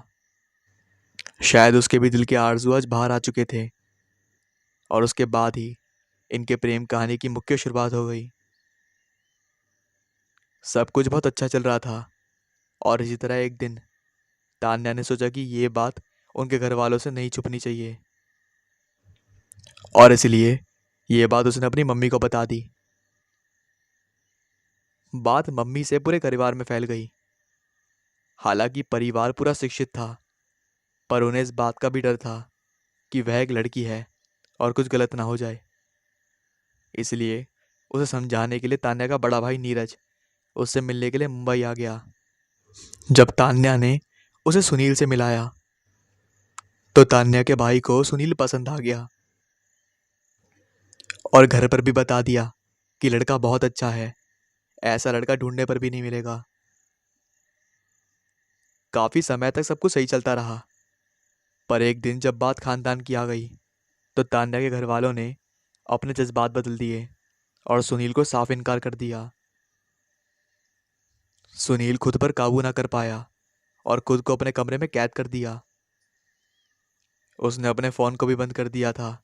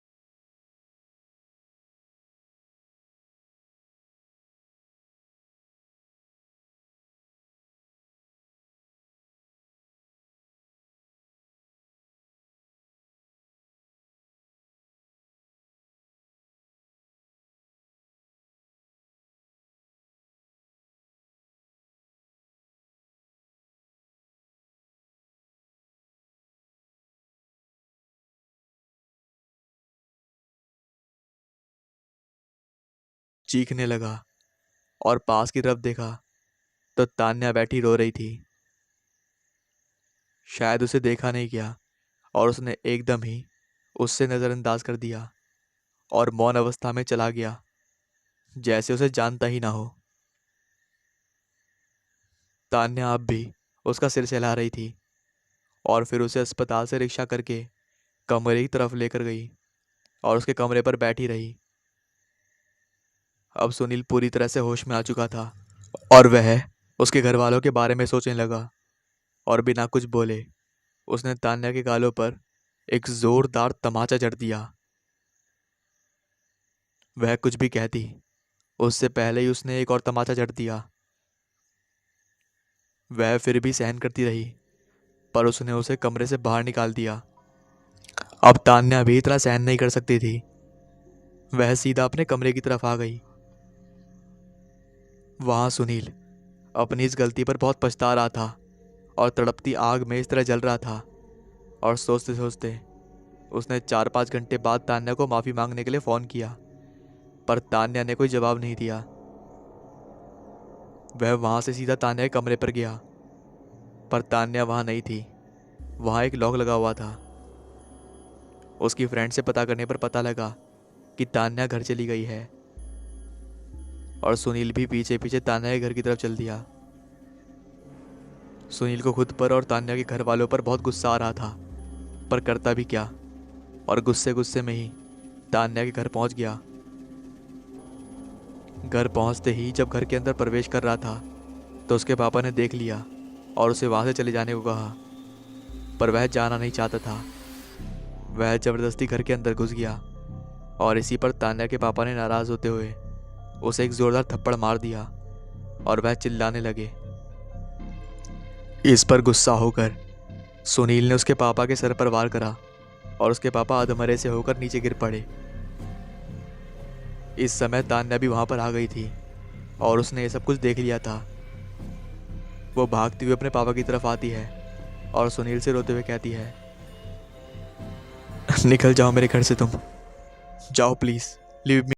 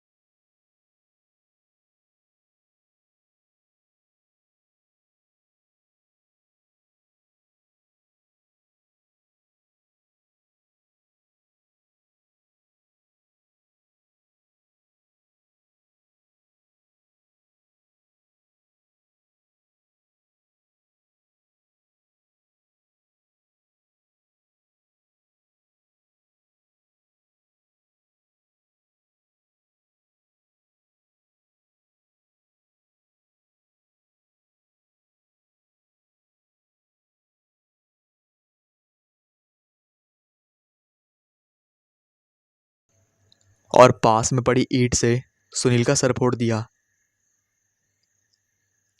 अब सुनील ने भी अपने अंदर की तड़प को ज्वाला के रूप में बाहर निकाल दिया और उसे ये बताने लगा कि उसके घर वालों ने मना कर दिया था, लेकिन वो पूरी बात उसे बता पाता। इतने में ही वो बेहोश हो गया क्योंकि उसके सर का घाव बहुत ज्यादा हो गया था। लेकिन इस बार तान्या उसे अस्पताल लेके नहीं गई और उसे ऐसी हालत में छोड़कर चली गई। सुनील का प्यार भी अब बदले की भावना में जल रहा था। 10-15 दिनों बाद सुनील जब ठीक होकर वापस अपने कमरे आया, तब तक तान्या की एक फ्रेंड ने तान्या को काफी हद तक बुझा दिया था और तान्या सुनील से माफी मांगने के लिए उसके कमरे पर आई थी। लेकिन यहाँ पर अब सुनील गुस्से में चिल्लाते हुए पास में ही पड़े चाकू से उस पर वार कर दिया और तान्या को वहीं पर मार गिरा दिया। वो वहीं पर ढेर हो गई। लेकिन ये सब होने के बाद जब वो थोड़ा सा होश में आया तो वो बौखला गया कि उसने ये अनजाने में क्या कर दिया। लेकिन अब किया जाए तो क्या किया जाए, और वह तान्या की बॉडी को एक बोरे में डालकर नदी में फेंक कर आ गया। घर लौटा तो वो बहुत बेचैन था, पर फिर भी उसने किसी तरह अपने मन को कंट्रोल करा और सो गया।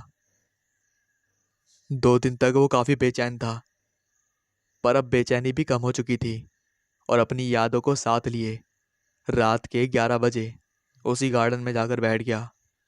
और बैठा रहा तो बैठे बैठे उसे किसी के पायल के बजने की आवाज सुनाई दी।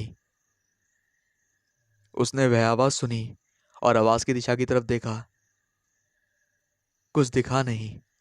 जिस जगह वह बैठा था वहां पर रोशनी फैली हुई थी। आसपास काफी अंधेरा सा दिख रहा था। तभी उसे कुछ महसूस हुआ। उसे लगा कि वहां से कोई दौड़ा।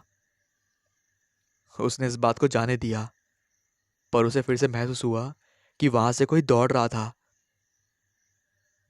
वह उस आवाज की तरफ गया, लेकिन देखा तो वहां पर कोई नहीं था। फिर पास में ही छोटे से पौधे में हिलने की आवाज आई। वहां से वो पौधे की तरफ गया। आवाज और आगे चलती गई और उस गार्डन के किनारे में पहुंच गया जहां पर अंधेरा ही अंधेरा था। और जैसे ही वह वहां पहुंचा, एक औरत की भयंकर और बेसुरी सी आवाज आई, जीने नहीं दूंगी। सुनील आवाज सुनकर भयभीत हो गया और वहां से भागते भागते ही अपने कमरे तक आ गया। उसे पता ही नहीं चला कि कब उसके चप्पल रास्ते में कहीं और गिर गए हैं। और हाफते हाफते ही उसे आज फिर तान्या की याद तड़पाने लगी। अपना कमरा खोलकर वो उसके अंदर बैठ गया और बैठे बैठे ही उसकी आंखों से आंसू छलक पड़े। खुद को कोसने लगा कि ये मैंने क्या कर दिया, ये मैंने क्या कर दिया। रोता रोता उन दीवारों की तरफ देखता। हर तरफ बस एक ही नाम दिखाई दे रहा था, वो था तान्या। वह उसे अपने पास महसूस करता, पर आज की बदहाली के बाद वह बहुत ही डर गया था। उसके शरीर में कंपन बढ़ रही थी। उसे ठिठुरन सी महसूस हो रही थी। इतना कांप रहा था जैसे सर्दी में तापमान माइनस में चल रहा हो। अब यहाँ हकीकत में तो वसंत चल रहा था। लोग इशबाजी कर रहे थे, अपने दिलोजन की धड़कनों के साथ पेच लड़ा रहे थे। यानी कि सीधी भाषा में कहूं तो प्यार का मौसम चल रहा था। और इधर सुनील खुद को ताने मार रहा था और रोते रोते पता नहीं कब वो नींद की आगोश में चला गया। अगली सुबह बाहर गाड़ियों की आवाज सुनकर जागा और घड़ी की तरफ देखा तो 10 बज रहे थे। ये वही घड़ी थी जो तान्या ने उसके पिछले जन्मदिन पर दी थी। कमरा खोला, बाहर की तरफ आया और शरीर की अकड़न को दूर करते हुए फिर तान्या की असीमित यादों में डूब गया। उसे याद आने लगा कि वह कैसे उसे कॉलेज में उसके लंबे लंबे से घुंघराले बाल खींचा करता था। कैसे वो बैठे बैठे बिना बात के ही उसका मजाक उड़ाया करता था। कैसे वो उसके रूड रहने पर उसे मनाया करता था। वह उसे सोच रहा था। यादों का असीमित सागर उसके दिलो दिमाग में उमड़ रहा था। तभी तान्या की फ्रेंड सौम्या का कॉल आता है, जो सुनील और तान्या की क्लासमेट है। एकाएक वह उस उमड़ते प्यार के बवंडर से बाहर आता है और बहुत ही धीमी आवाज में बोलता है, हेलो। हाँ सौम्या बोलो। वह बोली कि तुम्हें पता है, तान्या के भाई का फोन आया था। उसने बताया कि उसकी बॉडी नदी में पड़ी हुई मिली थी। मैंने बस तुमसे ही पूछने के लिए फोन किया था कि कुछ दिन पहले वो तुमसे मिली थी, क्या तुम्हें कुछ पता है? ये सुनते ही सुनील की सांसें रुक गई, मानो उसके पैरों तले जमीन खिसक गई हो। वह दीवार के फिर हाथ मारने लगा। मन ही मन सोच रहा था, ये मैंने क्या कर दिया। और अपनी गलती को छुपाते हुए उसने कहा, क्या क्या क्या हुआ तान्या को? बॉडी मिली मतलब? प्लीज साफ साफ बताओ क्या हुआ। सौम्या बताने लगी।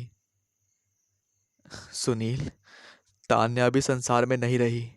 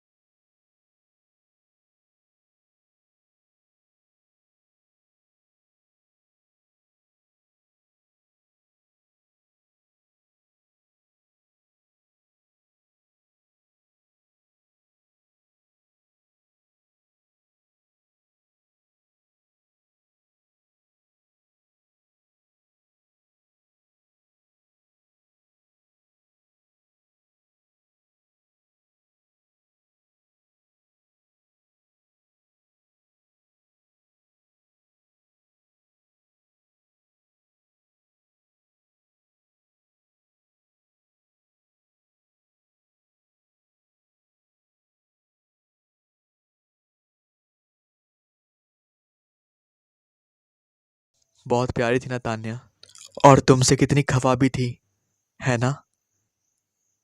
हाँ। सुनील बस इतना ही बोल पाया और गम में डूब गया।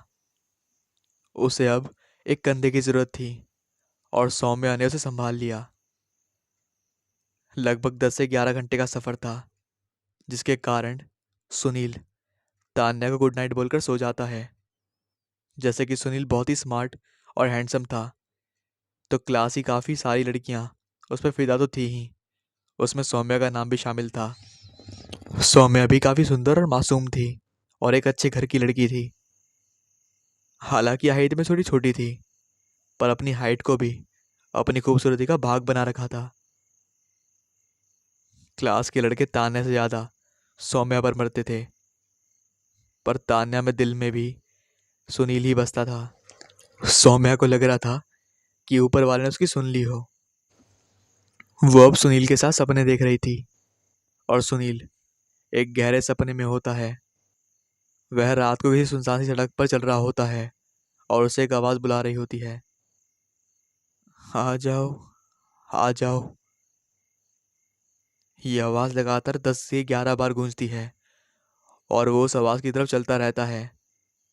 तभी उसे फिर से पायल की छनछन आने लगती है, और उसे रात के अंधेरे में उसे लगता है कि कोई उसके पास से तेजी से भाग कर गया है। पर वह बिना फिक्र किए आगे चलता रहता है। तभी पीछे से आवाज़ आती है। ना जाने दूंगी, ना जीने दूंगी। और वो एकदम हड़बड़ा कर उठता है। सौम्या अभी सपने में डूबी हुई थी, पर खुली आंखों से पास ही बैठी हुई थी। बोल पड़ी, क्या हुआ? Are you okay? क्या तुम ठीक हो? हाँ हाँ, मैं ठीक हूँ। उसने पानी पिया और लंबी सांस लेते हुए सुनील ने कहा, हाँ, अब थोड़ा अच्छा लग रहा है।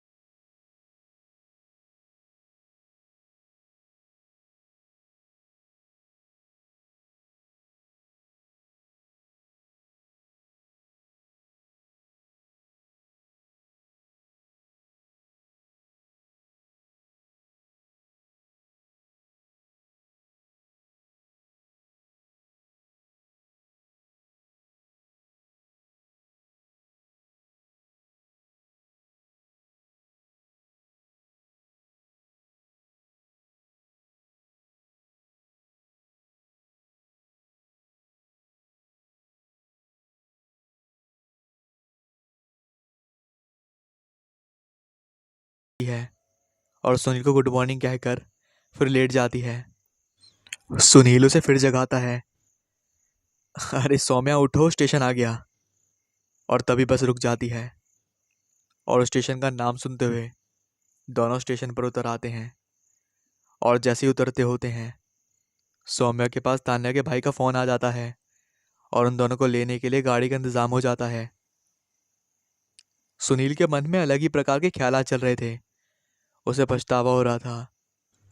उसकी गलती उसके चेहरे से साफ साफ देखी जा सकती थी। वह अपने पूरे डरीले भाव से घर के अंदर कदम रखता है। इस बार उसे घर से निकालने वाला कोई नहीं था, क्योंकि जो थी उसे तो बड़ी ही ज्योत्सना से सुनील ने दूर कर दिया था। और किस्मत तो देखो, आज उसी की मैयत की मन्नत मांगने वो ही आया हुआ था। दोनों घर पहुंचकर तान्या के भाई को संभालते हैं और कुछ ही मिनटों बाद अस्थि उठाकर शमशान पहुंच जाते हैं। और घंटों बाद सब रखित हो जाता है और फिर सुनील और सौम्या दोबारा मुंबई की तरफ लौट आते हैं। इस बार दोनों रेल के सफर को तय करने का विचार करते हैं और फिर रेल की टिकट लेकर दोनों जनरल श्रेणी के डिब्बे में बैठ जाते हैं।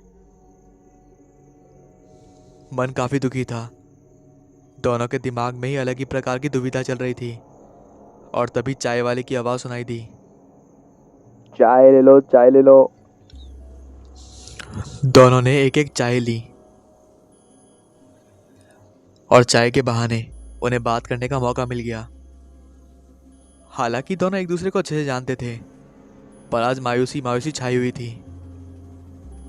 खैर, चाय वाले ने उनकी ये तकलीफ तो दूर कर दी। फिर दोनों एक दूसरे से बातें लड़ाने लगे और सौम्या सुनील से पूछती है, और बताओ क्या चल रहा है लाइफ में आजकल। और सुनील बस एक गहरी सांस लेता है और बिलबिलाते हुए कहता है, लाइफ में कुछ बचा ही है क्या, जो कुछ था सब तो लुट गया। और सिर पकड़कर बैठ जाता है। तभी सौम्या उसके हाथों पर हाथ रखकर कहती है, ऐसा मत कहो, अभी तो जिंदगी बहुत बड़ी है। किसी एक के सहारे कब तक जिंदगी काटोगे। मेरी मानो तो एक अच्छी सी नई लड़की ढूंढ लो। और वह मजाक के अंदाज में हंसने लगती है। पर सुनील को ये बात पसंद नहीं आती है। वह कोई प्रतिक्रिया नहीं देता। वह फिर से कहती है, कुछ तो बोलो यार, आखिर ऐसा क्या हो गया है। यह जीवन निश्वर है, ये पूरा का पूरा संसार निश्वर है। यहाँ पर जो जन्म लेता है उसे एक ना एक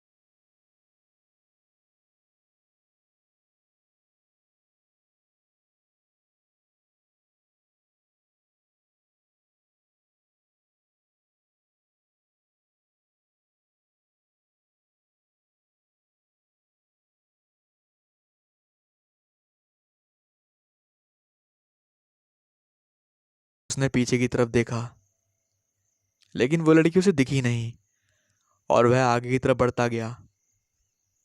तभी उसे वह लड़की जाती हुई दिखाई दी और जैसे उस लड़की ने पीछे की तरफ देखा तो सुनील के होश उड़ गए थे। वह उसी जगह से दौड़ता हुआ पीछे की तरफ आ गया और सौम्या को जगा दिया। उसके शब्द भी जुबान से निकल नहीं रहे थे। वह वह वो करता करता और शब्द जुबान में ही दबकर रह गए। अरे बताओ भी क्या हुआ? सौम्या बोल पड़ी। वो वो तान्या दिखी मुझे। क्या? अरे वहम होगा। सपने आते हैं तब अक्सर ऐसा होता है। सो जाओ, गुड नाइट। अरे सही कह रहा हूँ, कुछ तो यकीन करो। अह, मैं कह रही हूँ ना वहम है, सो जाओ। ये कहकर सौम्या करवट बदल लेती है। सुनील की तो नींद हराम हो रखी थी। उसके मन में एक डर सा घुस गया था और उसके कानों में उस रात के शब्द गूंज रहे थे। जीने नहीं दूंगी। अब वह वॉशरूम जाना चाहता था और जैसे ही वह वॉशरूम में घुसा, बाहर से जोरदार दरवाजा खटकने की आवाज आई। इतना जोर से कि उसका दिमाग घूम गया। उसने जोर से दरवाजा खींचा और बोला, कौन है? क्या चाहिए? बाहर देखा तो कोई नजर नहीं आया। गुस्से में उसने फिर से गेट को बंद कर दिया और तभी फिर से गेट खटखटाने की आवाज आई। अब एक सुरीली और तीखी आवाज उसे आई। मैं हूं, पहचाना नहीं सुनील?